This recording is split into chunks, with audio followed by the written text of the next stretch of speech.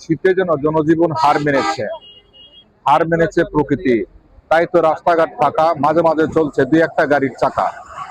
কোনো দোকানে ভিড় নেই, কোনো দোকানে ভিড় নেই। দোকানিরা যেন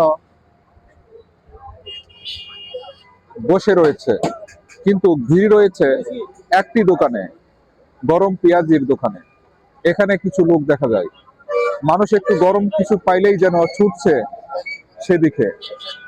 মাস্টারবাড়ি একটা গরম পেঁয়াজির দোকান থেকে এই ভিডিওটা তোলা। এখন গভীর রাত, 11টা বাজে, তারপরও এই পেঁয়াজির দোকানে মানুষ ছুটে আসছে গরম পেঁয়াজি খেতে। দেখুন দর্শক, শীত যেন মানুষের কাছে বিজয়ীর বেশে